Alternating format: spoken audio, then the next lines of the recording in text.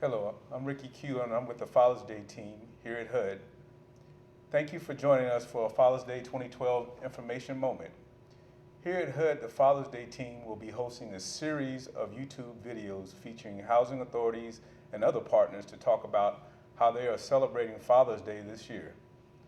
In tune with the President's effort to reconnect fathers with families, we will look at the various community organizations to see how they are bridging the gap between absent fathers and their children. Today we have some distinguished guests on the panel. First, I'd like to introduce Mr. Roy Priest, Chief Executive Officer for Alexandria Redevelopment and Housing Authority. Mr. Priest is going to briefly describe their successes from last year's event, and then he's going to talk about the exciting event that they have planned for this year. Mr. Priest, welcome. I'm glad to be here, Rick. Last year, as part of our Father's Day celebration, we hosted an event that included two activities. One was a picnic, but we also connected with that picnic a health fair. So we had a combination of activities that were going on.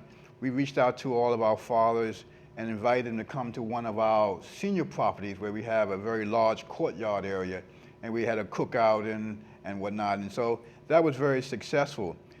This year we're doing something a little different. We have now, for the third year this year, have sponsored a youth art festival in the city of Alexandria, where we bring together young people from our developments as well as throughout the city, because we partner with the Alexandria Parks and Recreation Department, the school system, with the Urban League, and with another nonprofit, the Companion Center, to put together this event, which is held at one of our large playground areas in the city of Alexandria. This year we decided that we were going to combine our Father's Day initiative along with our Youth Art Festival. And we thought that would be a way to create a great centerpiece where we could bring together fathers in an activity and a set of activities that were already planned. And so we have a number of very interactive events that were scheduled just for the fathers and their children, as well as the usual things we do with displaying artwork, having interactive artists, photographers, everybody, just a great festive day.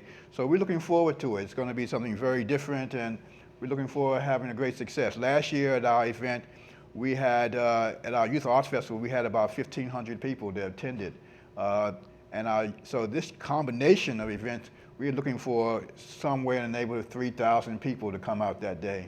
Wow, that's extraordinary. It sounds like you guys have really put a lot of thought into it, and it's going to be a great event, and that's awesome work that you guys are doing. Thank you, Mr. Priest, for sharing that with us. My pleasure. Today also, we have on our panel, we have two fathers who have children who live in the Alexandria Redevelopment and Housing Authority, Mr. Dion Washington to my right here, and Mr. Kevin Harris. Thank you again for agreeing to participate in our roundtable discussion and sharing your experiences with us and your children. Question, do any of you reside in the homes with your children full-time? Yes, I do. You do, okay. How many children do each one of you have? I have 3 children, 2 boys and a girl. Okay, and you, Mr. Harris? And I have 3 children as well, 3 girls. Amore, my oldest daughter, is 7 years old. My middle daughter, she's 2, Jewel, and my last daughter, Gabriella, the youngest, she's 3 months. Okay, thank you. I'd like to ask now, do the children living, for you, Mr. Washington, your children living away from you, what kind of problems does the children living outside of your home pose to you? Well, the biggest issue is trying to make time within, dealing with the other parent. That'll be, that's like really the biggest issue with spending time on kids. But other than that, that's really no problem with me coming and getting them and, taking them out and doing things with them. Okay. The National Fatherhood Initiative published father facts on their website about the research that was done. Okay. Their research suggests that children with absent fathers are higher risk for obesity, childhood diabetes, juvenile delinquency, and failure in school. What things do you do with your children to mitigate some of these problems from happening? Myself, I love to participate with doing different things with my son and showing them that, I support them in everything that they do. I try to always make sure that I'm there for every activity that's going on with them, and spending as much possible time as I can just to let them know that, I'm there and that they need my help, that, and effective development. So that would be like what I really do a lot of, spend time with them. Okay. I remember in our previous conversations, you mentioned that you coach. Oh yeah, I coached last year my son's football team. I had came out. I was standing on the sideline, one of the parents that was always there. There's a lot of parents there, which is different from when I was playing football. But now, they asked me did I want to come in and step in and help out with coaching, and I said yeah. It was really, I had a very, very good time doing it. You plan on coaching this year? Oh yes, most definitely. Okay. Great, outstanding. How about you, Mr. Harris? Sort of on the same lines with Dion here. I run a basketball training organization, and one of the good things about that is we do a lot of things for youth hoop life, and so my daughter gets an opportunity to attend a lot of the things that we do. She participates in some of the camps, as well as my daughter's active in church. We take her out to church, all of them really.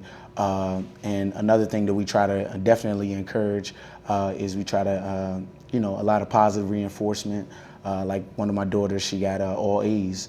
So one of the things that I try to teach her is that, all sorts of opportunities are open for people who do the right thing and who excel in academics. So basically it's like whatever, she wanted to do that day, we gave her a whole day, and, she decided she wanted to go to this little park or whatever and play these games. So, basically me and her spent the whole day together. She got a chance to do whatever she wanted, eat whatever she wanted, just to kind of hit home with the fact that, opportunities are open when you do the right thing. And so just a lot of positive reinforcement in our house for doing the things that you're supposed to do.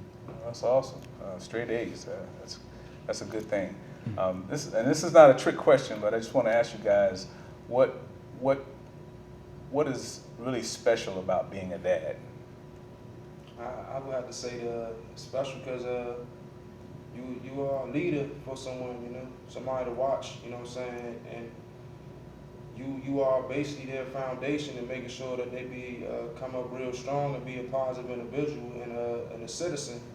And it's like, us as fathers, we play a major role in that, because kids really look up to us as males, and I find sometimes a lot of guys don't realize that we are a major part in the kids and development of the kid, Yeah, that's right. And even though Charles Barkley said that he's not a role model, he really is a role model. And kids do look up to you, and they notice the things that you do. No, definitely. I was going to agree the same thing with him. Just in seeing different lessons, I see how my daughters, one thing they look like I think their self-esteem is heavily attached to me. I try to tell them they're beautiful all the time.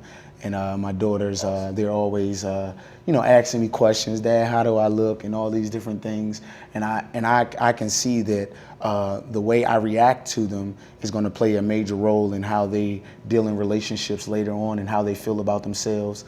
And even seeing about just a lot of the little things that I do that they see and watch, and it encourages them to do a lot of things and just broaden their perspective on life. So. Very good, very good. Those are awesome responses, and you guys are definitely role models. I encourage you to, not only for your children, but to continue being role models for all the kids in the community. Last question. Father's Day is only one day out of the year, and obviously you guys are involved all the time. But I'd like for you to say for our viewing audience, what things do you plan on doing for the rest of the year to continue to reinforce positive connection with your children? Well, one of the things that I definitely plan to do is, doing the right thing is an ongoing thing in our household and celebrating positivity.